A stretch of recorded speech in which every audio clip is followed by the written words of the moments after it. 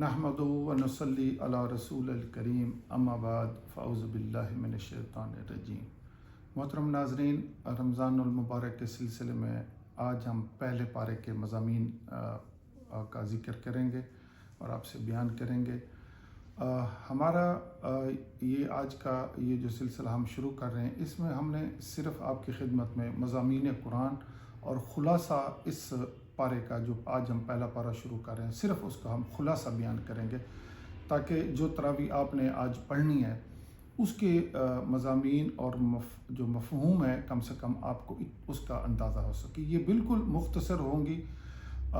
तो मोहतरम नाज़रीन, आज जो पहले पारे के जो मौज़ूआत हैं, ये इसमें पाँच बातें अल्लाह रब्बुल इज़्ज़त ने ज़िक्र फरमाई है। सबसे पहले तो इस पारे में अक़साम इंसान है, नंबर 2 इजाज़ कुरान है, नंबर 3 किस्सा तख्लीक हज़रत आदम अलैहिस्सलाम, नंबर 4 पर अहवाल बनी इसराइल, और पाँचवां इस पारा मुबारक में जो अहकाम बयान किए गए वो है किस्सा हज़रत आदम अलैहिस्सलाम का। अब हम बिलतरतीब इन 5 जो मज़ामीन इस पारे में बयान किए गए उनकी तफसील आपसे अर्ज़ करते हैं।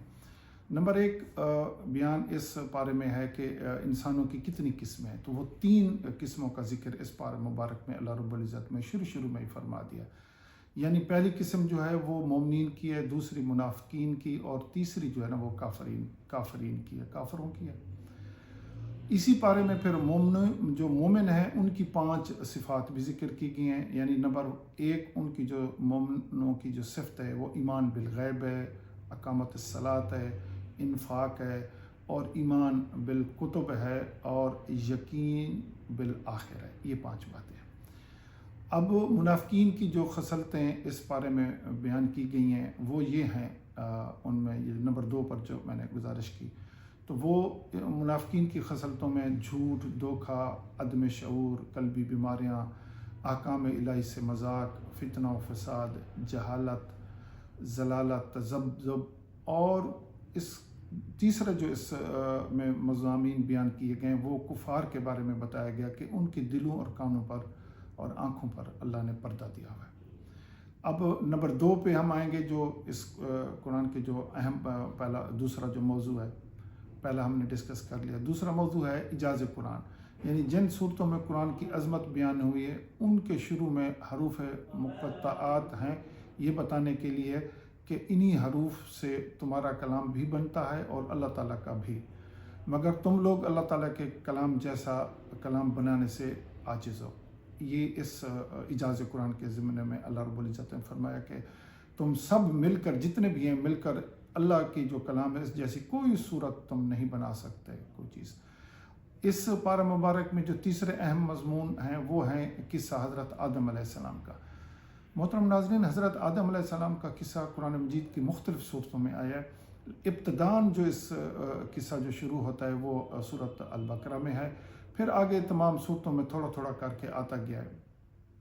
तो इस किस्से में अल्लाह ताला का आदम अलैहिस्सलाम को खलीफा बनाना, फ़रिश्तों का इंसान को फसादी कहना, अल्लाह ताला का आदम अलैहिस्सलाम को इल्म देना, फ़रिश्तों का इकरार अदम इल्म करना, फ़रिश्तों से आदम अलैहिस्सलाम को सजदा करवाना, और शैतान का फिर इनकार करना, और फिर मरदूद हो जाना, और जन्नत में आराम के लिए जन्नत में हज़रत आदम अलैहिस्सलाम और अम्मा हवा अलैहिस्सलाम को शैतान का बहकाना, और इसी तरह इस पारे में फिर इंसान को जो रब्बुल इज़्ज़त ने अपना नायब और खलीफा जो बनाया वो खिलाफत अता करना, ये भी पहले पारे के मज़ामीन में से है।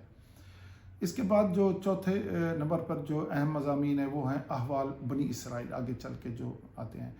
तो बनी इसराइल के मुतल्लिक़ आपको पता है कि ये अल्लाह ताला की एक लाडली उम्मत रही है, कौम रही है, और इसमें तकरीबन 4000 के करीब अम्बिया मुख्तलिफ़ औक़ात में अल्लाह ने नाज़िल फरमाए, और ये सियादत और क़यादत एक दौर में अल्लाह रब्बुल इज़्ज़त ने बनी इसराइल को दी हुई थी। तो इस पहले ही पारे में फिर उनका जो तज़किरा अल्लाह रब्बुल इज़्ज़त ने किया है कि बनी इसराइल का कुफ़रान नेमत करना और रब्बुल इज़्ज़त का उन पर लानत नाजिल करना, ये इस पारा मुबारक में है।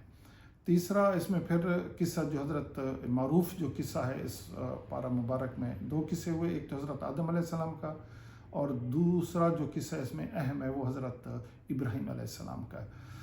حضرت ابراہیم خلیل اللہ اللہ رب العزت کے نبی اور آپ صلی اللہ علیہ وآلہ وسلم کے جد امجد نے اپنے پیارے بیٹے حضرت اسماعیل علیہ السلام کے ساتھ مل کر خانہ کعبہ کی تعمیر کرنا، یہ اس پارے میں مذکور مضامین۔ پھر اللہ رب العزت سے یہ دعا بھی کرنا کہ ربنا تقبل منا انک انت السمیع العلیم، اور پھر اس کے بعد خود توبہ اور استغفار کرنا، اور اپنی امت اور آنے والی امتوں کے لیے، نسلوں کے لیے بھی توبہ اور استغفار کا طریقہ بتانا۔ تو محترم ناظرین، یہ آج کا جو تراویح ہیں اس کے میں نے مختصر سے مضامین آپ کی خدمت میں پیش کیے۔ مقصد ہمارا کوئی زیادہ تفصیل سے نہیں دینا، اتنا ہے کہ آپ کم سے کم جب تراویح پڑھنے جائیں تو یہ مضامین آپ کے ذہن میں ہونے چاہیے۔ وصلی اللہ تعالیٰ علی خیر خلقہ محمد و آلہ و صحبہ وسلم۔